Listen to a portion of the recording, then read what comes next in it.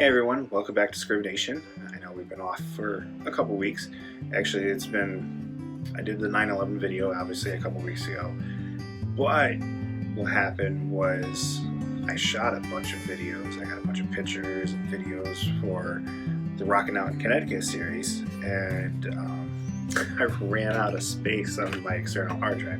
So I had to get a new external hard drive, and I was able to figure things out where I could get that 9/11 video out on time. But everything else had to be put on hold until I was able to get another external hard drive that is dedicated specifically to these videos. So now I have that, and now we should be back up and running. I have this one, and I think 3 other ones after this. Pretty much I just got to shoot the intros and the outros for them, and then I can get those out for you guys. So I already said that today is going to be another Rockin' Out around Connecticut video. So back in August when we had the free museums in Connecticut, it also included the Beardsley Zoo. So that's what we're going to go over today. So let me give you a little history. I got my notes right here. So in 1878, James W. Beardsley donated 100 acres of his farm. He was a wealthy farmer, and he donated those acres to the city of Bridgeport. In 1881, Bridgeport hired Frederick Law Olmsted to create the Beardsley Zoo. Now the cool thing about hiring this is the same guy that New York contracted to create Central Park.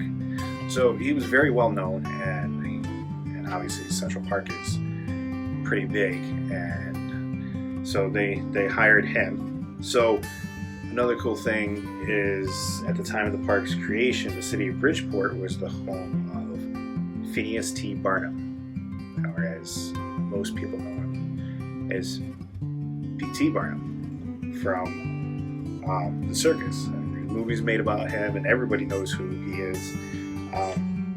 So Barnum lived in Bridgeport at the time, and he would exercise his animals throughout the streets of Bridgeport, and people would gather at the Beardsley Zoo to see the zebras and the camels walking by. So that's a pretty cool fact. And then in 1920, the Bridgeport Parks Commissioner Wesley Hayes began a campaign to create a city zoo within the park. He requested that citizens of Bridgeport contributed animals to start the zoo.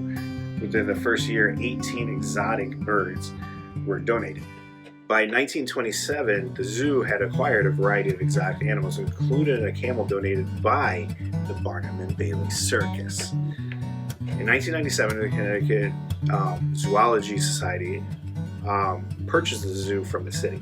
The society continues to run the zoo today as a private nonprofit institution with assistance from the state of Connecticut and the city of Bridgeport. In 2007, the zoo became the first in the Northeast to exhibit Checkoon peccaries. In October 2011, it also became the first zoo in the Northeast to breed that particular species. So if you don't know what that is, that's these guys right here. It's kind of like a little warhog type thing, whatever. So on July 25th, 2009, the zoo, in a partnership with the Connecticut Department of Energy and Environmental Protection, or also known as DEEP, held an exotic animal amnesty day. So when a lot of people tend to own exotic animals where it's illegal to own these things, so they held this day where people can turn in their exotic pets without the fear of prosecution. They do similar things with guns, no questions asked, you just bring them in. And so during the event, 135 animals were surrendered. Only 14's a lot still, but out of those, only 14 of them were illegal, so it wasn't too bad. On March 31st, 2012, the zoo and DEEP held another amnesty day, this time only aiming to accept animals which were illegal to own in Connecticut, or that were in very bad condition. 7 animals were surrendered, 5 of them were illegal. So in January 2010, the oldest Andean condor, that's this guy right here, Fago, he passed away after being a resident for 17 years. And then on January 22nd, 2011, an endangered Brazilian auklet kitten was born at the zoo through artificial insemination, marking the first time this kind of artificial insemination had successfully worked in an exotic wildcat. That was made with the help of the Cincinnati Zoo. Came over. They helped out with that process. So, Beardsley Zoo, they also rehab animals. They take in whatever that they can, and they try to help and rehab, and if they're able to return to the wild, they'll return them to the wild. So it's a really cool zoo. It's not a huge zoo like the Bronx Zoo or the San Diego Zoo, and those are pretty big zoos. But this zoo, it's a decent size. I mean, we walked around 3 to 4 hours, and that includes sitting down for lunch, and we saw everything that they had to offer. And it was really cool. I took Jazz, Haley, and Amaya, and we really had a good time. So here you go. Check out the pictures and what we took that day, and check out all the cool animals that we got to see.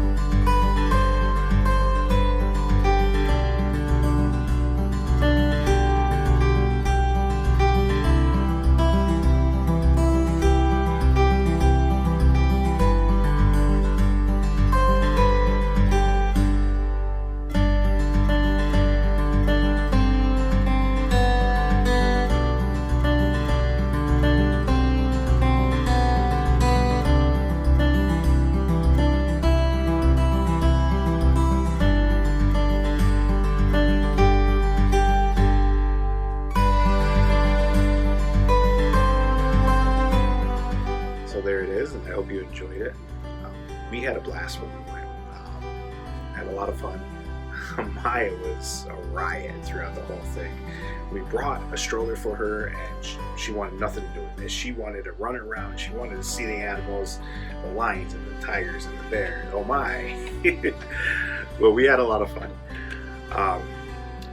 So that's it for today's video. I'm going to try to get more content out for you. And it's funny, my daughter Jazz brought this to my attention, and I have to go back and look at the videos, but always finish with the saying, just remember, or always remember, no matter where you are in life, always rock out.